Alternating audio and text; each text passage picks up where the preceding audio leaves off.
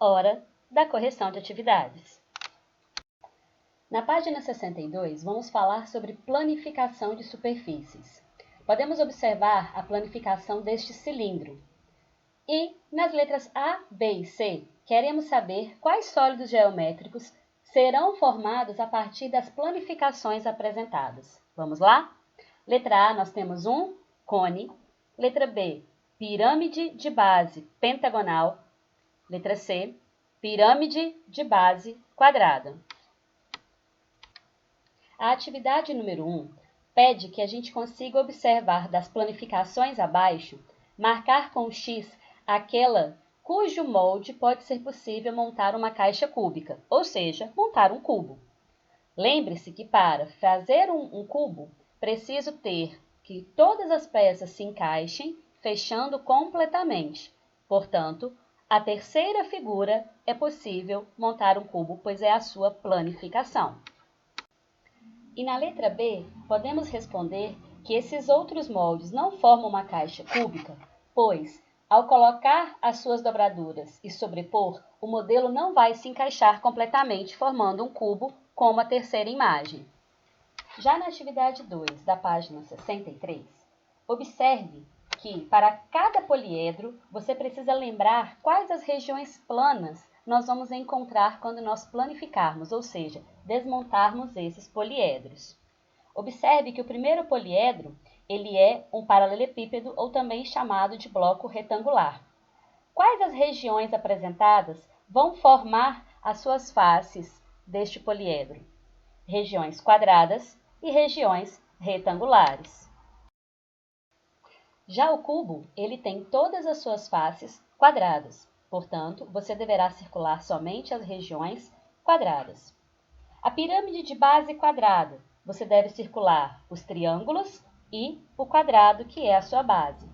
E já o prisma de base hexagonal possui as faces laterais retangulares, como já vimos, e a sua base possui 6 lados.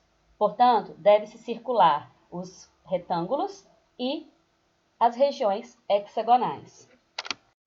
Ou seja, você deverá circular todas as regiões planas.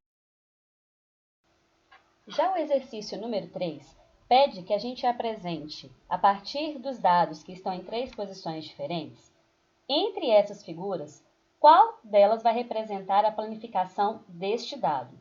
Observe que temos na primeira imagem o número 1 na parte superior, depois o número 5 e o número 2. Portanto, a primeira planificação é a correta. Você também pode desenhar as planificações, recortar e montar, e fazer a verificação de que a primeira planificação é a correta. Vamos lá? O exercício número 4 nos propõe desenharmos essas planificações em uma folha maior e observar, depois de sua montagem, quais poliedros irão surgir. Conseguiu descobrir? A figura A corresponde à planificação de um cubo e a figura D a de um paralelepípedo. Já a letra B pede que a gente identifique quais alterações devem ser feitas nas representações de planificações que não foi possível montar os poliedros. Podemos observar que o tamanho das regiões está incorreto, portanto, devemos aumentá-las. A página 64 vem trazer mais poliedros para que possamos identificar os seus elementos. Vamos lá? Vamos lembrar que faces são as partes retas, as partes planas de um poliedro. As arestas são o encontro de faces e os vértices são o encontro das arestas. Na prisma de base hexagonal, temos 12 vértices, 8 faces e 18 arestas. O cubo, 8 vértices, 6 faces e 12 arestas. Prisma de base triangular, 6 vértices, 5 faces e 9 arestas. Pirâmide de base pentagonal, número de vértices 6, número de faces 6, número de arestas 10.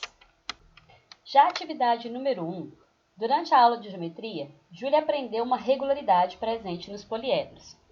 Vamos lembrar que regularidade é aquilo que acontece com frequência, que sempre acontece, que é regular.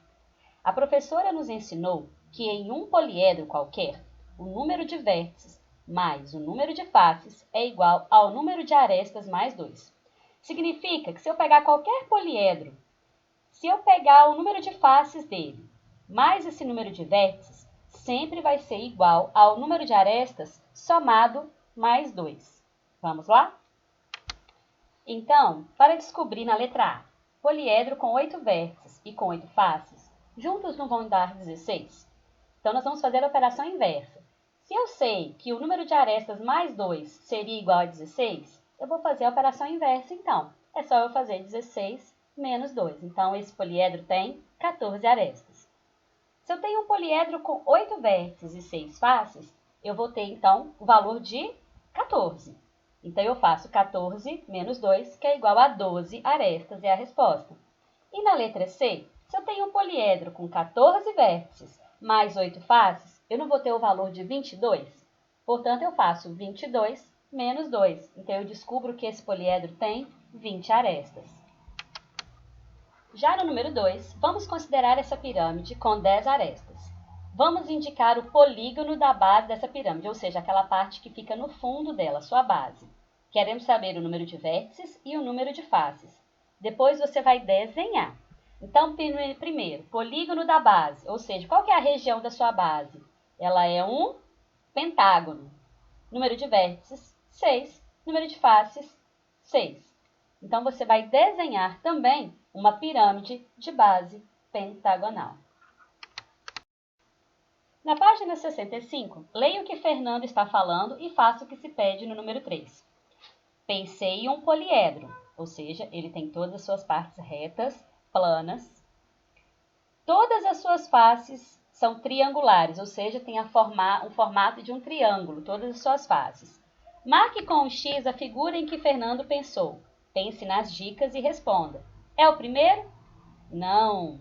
É o segundo? Sim, é o segundo sólido geométrico. Já número 4, pede para você desenhar canudinhos neste paralelepípedo. Na letra A, desenhe em uma das arestas da face amarela. Observe aí onde está a face amarela. Você vai desenhar um canudinho para que ele fique paralelo ao canudinho vermelho, ou seja, na linha que fique igual, no mesmo sentido que ele. E na letra B, em uma das arestas da face verde, um canudinho para que ele fique paralelo ao canudinho azul, ou seja, também no mesmo direcionamento. Observe a imagem do arquivo em PDF para conferir as suas respostas. Número 5. Observe os prismas e responda as questões. Vamos lá? Na letra A está perguntando o seguinte: quais polígonos correspondem às faces dos prismas ao lado? Vamos observar o prisma número 1 e o prisma número 2. Nós vamos ver, então, ele tem que ter, olha, observe o número de base, né? Quantos lados tem a sua base e qual o formato das regiões laterais. Então, respostas para a letra A. Eu posso ter hexágonos, retângulos e pentágonos, porque eu tenho regiões com 6 lados, que é um hexágono, como no prisma 1. Eu tenho retângulo, que é as suas faces laterais. E eu tenho também, no prisma número 2, a sua base, que é um pentágono, ou seja, tem 5 lados. Já na letra B, quantos de cada um desses polígonos há ao todo? Então, vamos observar. Se eu pegar o prisma número 1 e o prisma número 2, quantos retângulos eu tenho? 11 retângulos. É a mesma coisa que o número de faces laterais. Quantos hexágonos? 2, porque somente o prisma número 1 tem a base hexagonal. Então, um prisma não tem duas bases? Em cima e embaixo. Então, ele tem 2 hexágonos.